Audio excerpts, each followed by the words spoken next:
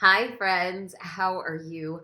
Welcome to another weekly episode of my favorite time of the week. Ask Me Anything. This is your opportunity to ask questions, to go live, to chat, and here we talk about life and we talk about business and we talk about everything on the in between.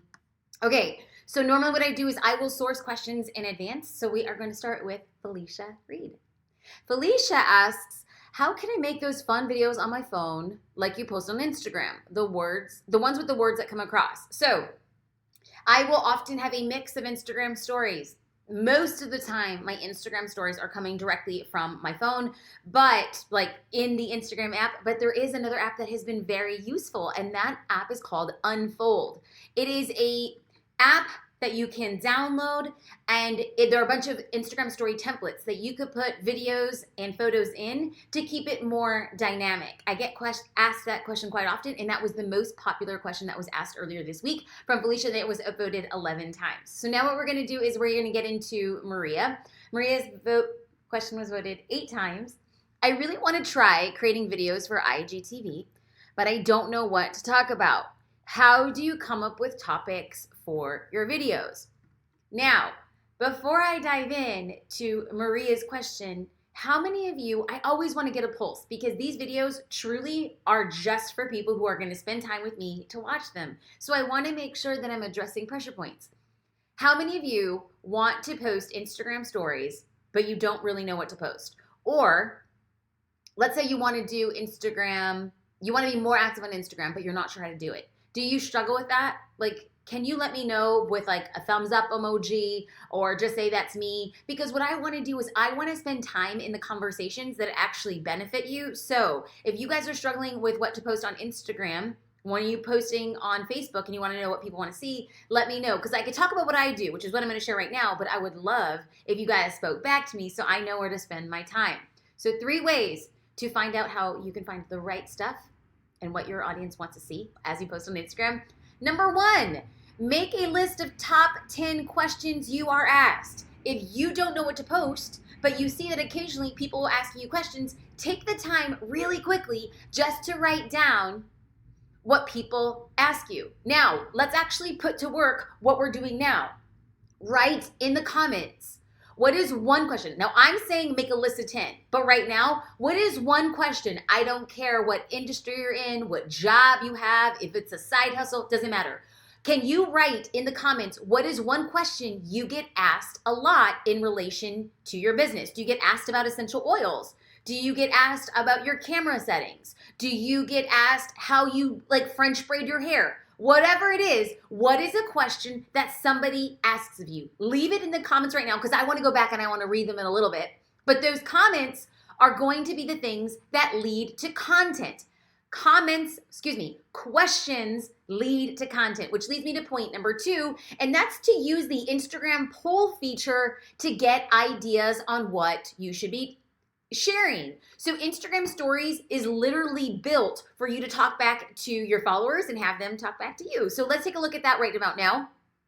These are Instagram discovery tools at the top, but I want you to focus on what's at the bottom. These are features that you have on Instagram: poll, questions, countdown, slider, quiz, and the chat. So if you notice that you can have the poll, the questions, or the quiz, y'all, this is the best way to get feedback on what people want. You will see me on Instagram stories use a poll, and the poll will lead me to the content. You will see me use like the quiz feature. Like, what would you like to see? Like, what Instagram post would you like to see next? And it's like A, B, or C. And I list 3 ideas that I want to test. And then the winning idea is what I turn into content. If you want to know what your audience wants to see, ask them. Do a poll, which leads me to the main point, which is to ask them. And that's step number 3, to go live and see what topics get the most engagement. So what do I mean by this?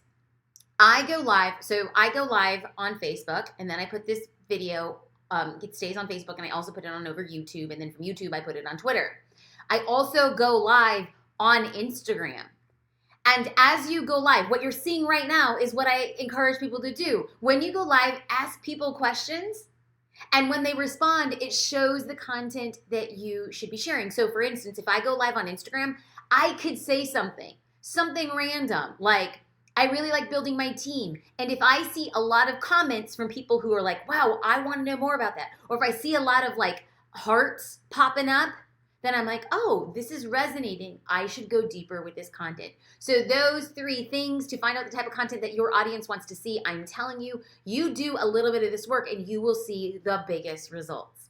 Like always, I'm here to answer questions. So leave your questions in the comments and I will be answering live. So please know I am here to serve you. So ask your questions. Takara asked, membership question. How do you foster community so well within your Facebook group? We manage a growing membership and we offer private chat on our website, but we find that many people prefer to chat with us privately but won't engage in the group. Any tips for a tired entrepreneur over here? Oh, girl, Takara. Yes, I do. Now, let's just be real. Like, I just want to have like a real conversation with people right about now. Let's do a poll. Actually, let's do a poll. Because I don't want Takara to think that I have some hidden motive or idea here. So, Takara is saying, Jasmine, people want to chat with us and they don't want to chat in the Facebook group. Who here, if you signed up for a program, would prefer to speak directly to the teacher instead of asking a question in a Facebook group? Would you prefer to speak to a teacher or ask the question in the Facebook group? Teacher? Facebook group. Leave it in the comments below so that Takara and anybody else who's watching who's struggling with the same thing, like, yo, people keep on asking me for questions, but they're not going to the community for questions. Now, before we get into the results as they're populating right now, before we get into that, I have to say that the thing that has worked extraordinarily well when it comes to building a community is to set expectations so you can manage expectations. When people sign up for Social Curator, I am very clear to never mention this is one-on-one coaching. I am very clear to outline on the website, this is about community. I am very clear that by saying I do coaching on the inside of the group, but it's group coaching. I'm very clear that when I go into the group and I engage, nobody is guaranteed a direct response from me. But wouldn't you know that honestly, like, I know people say this, and I feel like I'm going to say it, it's a humble brag, but I feel like I'm not bragging about me. I'm bragging about the people in the community. The community of Social Curator, y'all, it blows my freaking mind. People are in there creating content for each other, networking with each other, giving business to each other, creating tutorials for each other. And I stand back and I'm like, ooh, wee, can you believe anybody, hey world, this thing is going on here. It's crazy what is happening on the inside of the group. It's like popping. It's like the hot club in New York City. Like, I don't even know. I was going to try to say what the hot club in New York City is. And I'm like, I don't know. When's the last time I've been in a club? Have I ever been in a club? Let's not answer that because like legit, I was just like a conservative Christian girl. I was like, club? You mean like lacrosse? So anyway, yeah. So that Facebook group is really popping. I have come to know that advice from a group of people is better than advice from one person. And that's what I tell people. Oftentimes, people will send me a DM on Instagram or they'll send me a Facebook message. I'm like, Jasmine, look at these amazing results I got because of Social Curator. And you want to know what I tell them? This is amazing. Go share it in the group. Not because I don't want to celebrate them, but I'm like, other people have to see what you're doing. And the only way we do that is in the group. So Takara and anybody else, like, so people are leaving comments. People are leaving comments. Of course, people want to go directly to the instructor, the teacher, the founder of the business. Who would not? That's like paying for personal coaching. People prefer to go to the source. So Takara, they're going to you because why would they go to the group? If you're answering all their questions and then on the website, it did not say that personal attention wasn't included, that your education is scaled on the group. If you didn't say any of that, well, they expect to get it directly from you. So you have to set expectations to manage expectations. And this isn't just about community, right? This is about businesses. We're talking about clients here. When you're dealing with your clients, the best way to have happy clients is to tell them what to expect before they get there. As a photographer, Before I ever click the shutter of a camera, I tell people how many photos they're gonna get, how long the photo session is, how long the expected time for the turnaround on the edit will be, how many photos will be in their gallery, how long the gallery stays live. Like, I tell them everything so that they're not coming back at me and they're like, 24 hours have passed, why aren't the photos in my gallery? I didn't say they were going to come. What did I say? I said it was going to be 2 weeks. Oh, so that I can go back to the contract. I can go back to the email and say, this is what you can expect. So you set expectations to manage expectations. And guess what? When you set expectations and when you manage those expectations, you're then empowered to exceed expectations. So if I say, I have a photo shoot and I'm going to turn the images around in 2 weeks, and then I turn them around in 1 week, the client was expecting 2 weeks and he got them in 1 week and he's like, whoa, Jasmine's amazing. No, I'm not. I just set the expectations to benefit me so I could exceed them and make you happy.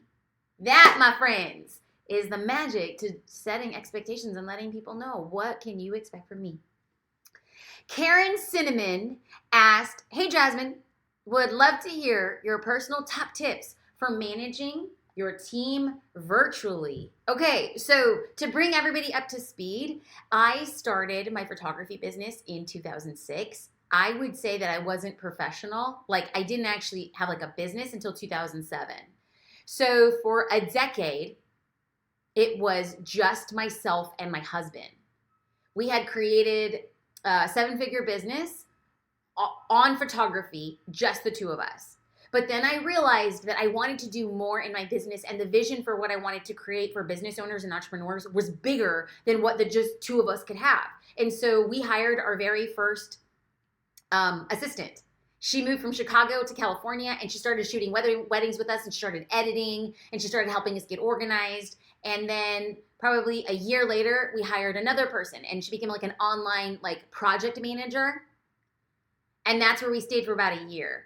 But in the past year, we've hired around 6 or 7 new people. So our team, our virtual team, is about 11 people right now, which is crazy. So there's like 11, 12 of us that work all over the United States. So how then do you build a team and keep it streamlined?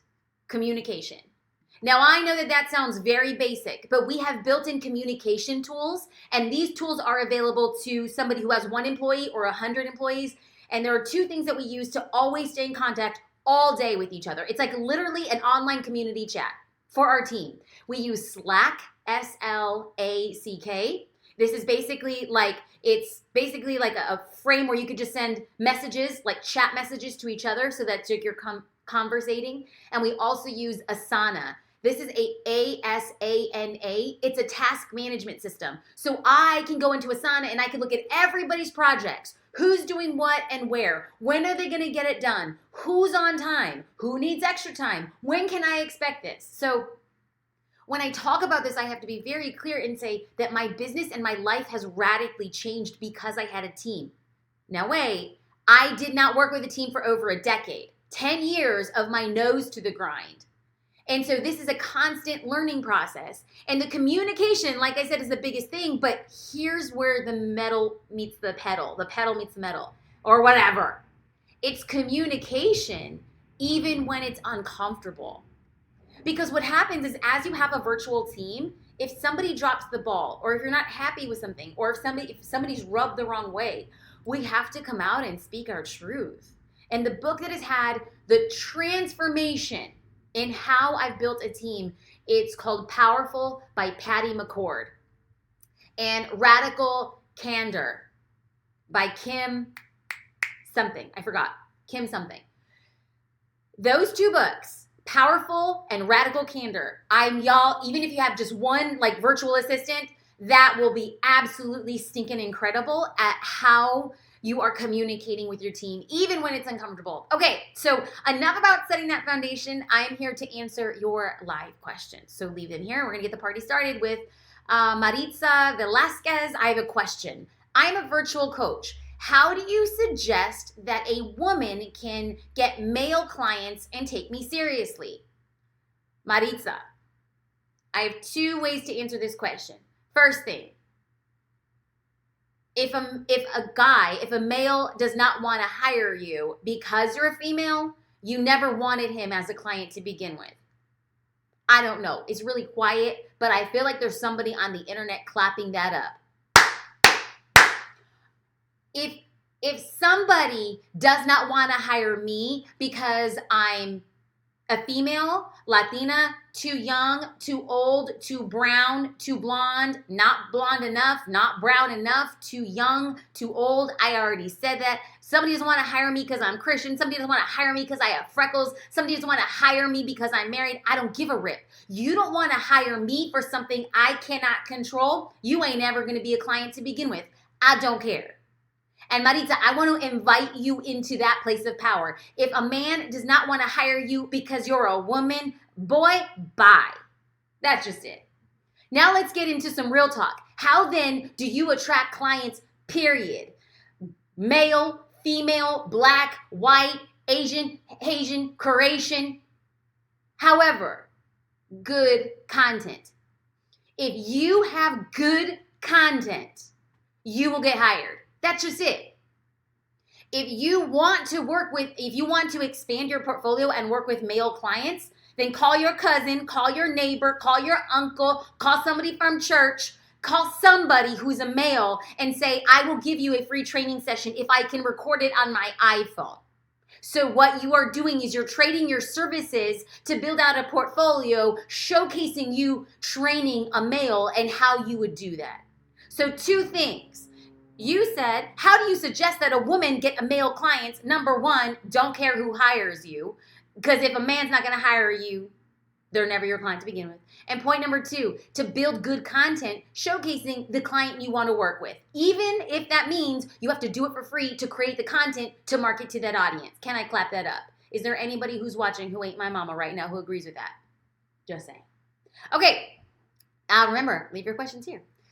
Rachel Dowling, I'm just about to launch my online course. Who do I hire first to help me? Girl. Okay. Rachel, there's so many other questions I have to ask to give you the right answer. But if you're just saying I am about to launch my online course, I would highly recommend hiring a launch manager.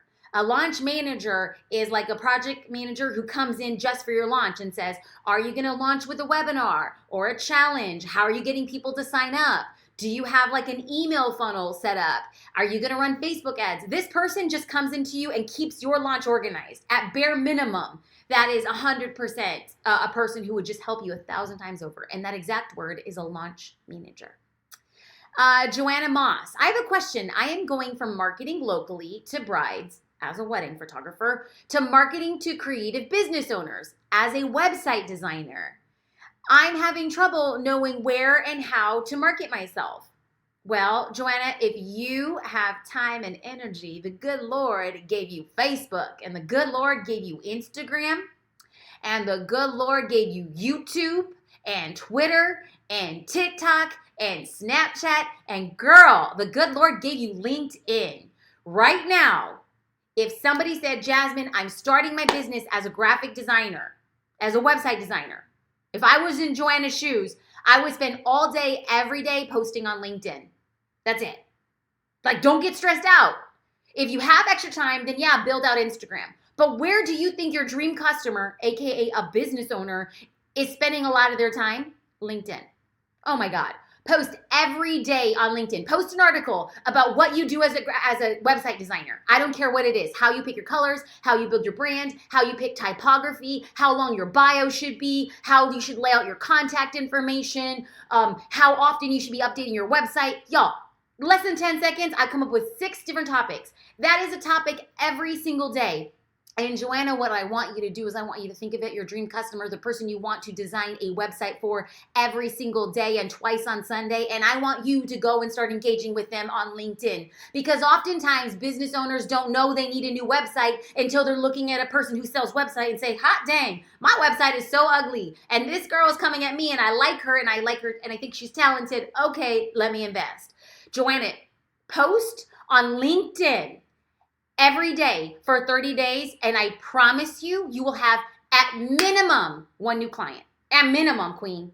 And when you get that new client, donate 10% to my favorite charity. Okay. No, I'm really being serious. Like if you get more than one client, 10% give to the Children's Hospital of Orange County, a place near and dear to my heart. That is free business advice to anybody who's watching. If your dream customer is a business owner and you can create content on LinkedIn, I want to see you there every single day for 30 days. Watch you get a client. And when you do, because not if, when you do, if it exceeds more than one client in 30 days, take 10% of your second client and donate it to a charity. Might not be my charity of choice, although Children's Hospital of Orange County, it could be yours, but this is free. You know, good but gets good. You got something good for free, give to somebody else for free. Ooh, I love this. I love this. I love these chats. They give me freaking life. Okay, Catherine Anfield. You've mentioned before about removing ghost followers from your Instagram. Do you recommend that we do the same for our Facebook business pages as well? Yes, Catherine. So, y'all, if you guys go to my Facebook page and you guys look at videos, or if you go to my YouTube channel and it says like how to remove ghost followers and bots, that video is like 6 minutes, but watch it because it literally walks you through how you should be doing it. Do I think that you should be doing that on Facebook if you have the time? Yes, totally. But the good news is that it's not, ghost followers and bots are not as prevalent on Facebook as they are on Instagram. So you'll probably spend way less time doing it. Carrie asked, where do you find a launch manager? You can... LinkedIn. Watch me talk about LinkedIn all day or a day. Yeah, LinkedIn would be an amazing place to do that. Facebook has online free forums for digital marketing. Join the forum and type in and saying, I'm looking for a launch manager. You'll have so many options you won't know what to do with it. I'm just saying. Okay, Kathleen Beers. Do you... You used to offer online courses and now you're solely focusing on a monthly membership social curator. Why did you make the switch and what advice do you have for monthly membership creators? So yes, I did have online course offerings, Path to Profitability and Insta 180. Those make me so proud. Like I'm so proud of those programs.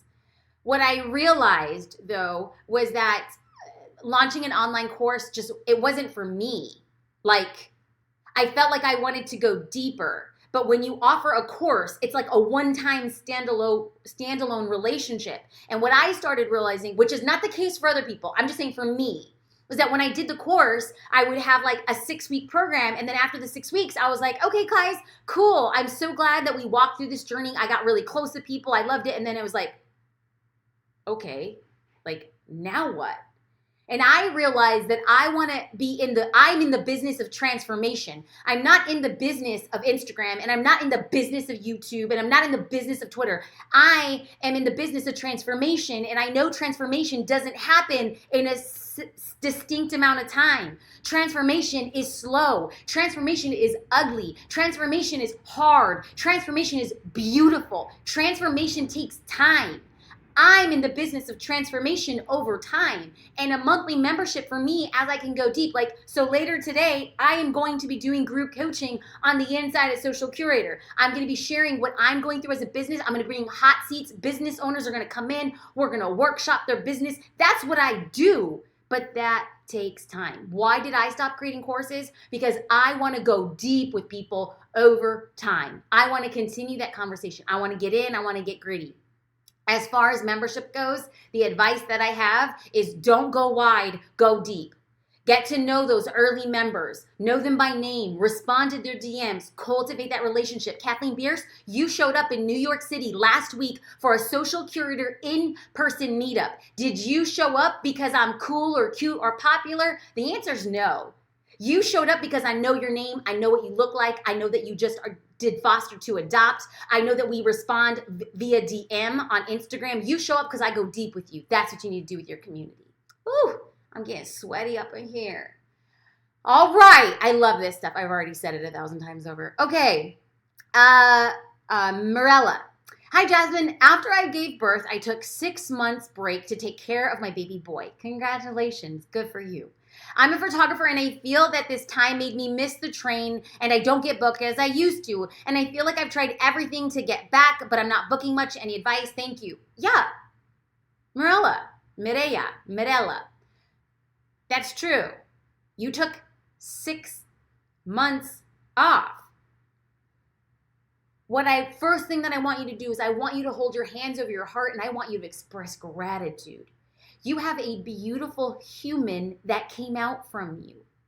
You have a legacy that is far more than what your camera will ever give you. And you will never get those 6 months that you spent focusing on your baby boy. Now, what I want you to do is look into the future and say, I took 6 months off. It will take me 6 months just to build the momentum and probably another 4 to 6 months to get to booking how I used to. I do not think because you took 6 months off, you're never going to book again. No, boo-boo. It just takes time. You went silent. Good. But don't expect to take 6 months off and come back in and be like, I'm booking like the boss that I was. You have to come back and create content. You have to start over. That's just it. So smile, express gratitude, and start over. If you did it before, you will do it again. But I got news for you. You will do it again, but faster, because you've already learned from your mistakes. So start working and do it again. Kelly Harper. Jasmine, do you recommend TikTok if our target market is women between 35 and 50? My 17-year-old son has over 20,000 followers in just a few months, but my kids say it's mostly goofy videos on the platform. Most of his followers are young girls. Okay, Kelly, I have a feeling that your son is super cute. I can say this and not sound creepy or gross because I clearly am not in the 17-year-old game. But like if you get 20,000 followers on TikTok, it means one of two things. You're really cute or you're really silly and talented. And maybe if your son is all three of those things, killing it on TikTok. But that just goes to show, this is why I'm like so interested. I am just fascinated with TikTok because the growth opportunity on TikTok is like amazing. Like that type of growth hasn't been seen on a social platform in a really long time. It is a platform for quick viewing that sucks people in and shows them content right after each other. And the editing tools in TikTok make it fascinating to watch. Like legitimately, I sat down on a Saturday because I was just like, I want to see how TikTok works. Like, let me get into it. 3 hours later, I like got out of the rabbit hole and I was like, what the heck just happened? Legitimately, it is fascinating to see. Do I think that the demo of 35 to 50 is on there? No, not yet. But I read an article. Oh my God. Okay, what was this? 3 weeks ago, I did a Facebook Live and somebody had said, hey, Jasmine, what's the deal with TikTok? Or what's like your forecast? What do they say? Jay, what is it called when I say something in the future? Forecasting? No, what is the other word? Prediction. That's what it is. Jasmine, what's your prediction for TikTok? And I said, only one of two things is going to happen. Instagram is going to acquire TikTok. And if Instagram does not acquire TikTok and take it over, it's going to create copycat editing features. That same day, I got DMs from people from an article that said in February 2020, Instagram is slated to release editing features similar to TikTok. What the heck? I was like, I'm freaking vindicated. Like what I see out going on, I'm like, oh my gosh, TikTok is getting so many views and so much engagement from a really young demographic. When a really young demographic is spending so much time and millions of people are on it, it's a really good indication that an older demographic will catch up to it slowly. Instagram sees this already and says, we don't want to lose our users to TikTok. We are going to copy the features. Now, if anybody remembers this little app called Snapchat, and Instagram tried to acquire Snapchat, and Snapchat said, no, I don't think so, Mark Zuckerberg, we're going to do our own thing. And then Mark Zuckerberg and the Instagram story team said, okay, we're basically going to copy Snapchat and put it in Instagram. And guess what happened? It chopped Snapchat's growth immensely. Instagram's going to do the same thing with TikTok. So the conversations that I'm having with my team is I'm consuming TikTok. I'm literally asking my trainer. My physical trainer has 2 kids who are on TikTok, and I'm like, hey guys, can you show me how to use TikTok? Like, I don't understand how to edit it. And like, this is like the first time in my life that I literally feel like I'm 95 years old. I'm like, come here, youngin', show me how to use this telephone. Like, I'm asking them, teach me how to edit. Because Oh, that reminds me of a song. Teach me how to edit. Teach me how to edit. Like teach me how to like Dougie. Anybody? Anybody? It's silent. Okay. Anyway, I'm asking for editing tricks, tips, and tricks because I want to start experimenting on TikTok so that when those features are launched on Instagram, I can hit the ground running. That's what I think. I'll probably be posting stupid, silly videos. I mean, TikTok, you could watch it for an hour and be like, what the heck is this? This is so weird. And then after you watch it an hour, you're like, what is this? This is terrible. And then you watch your third hour and you're like, oh my God, this is my favorite account. Like, legitimately, it's just crazy. So, anyway, y'all, I've been chatting up a storm. We're at the 30-minute mark. Where does time go? I have nothing but peace and love and gratitude for you guys. I hope you guys have a great day. If you're a member social curator, I will see you in the group coaching today. Get those hot seats ready. Y'all, it's going to be bomb. Much love, y'all. Have a good one. Bye, guys.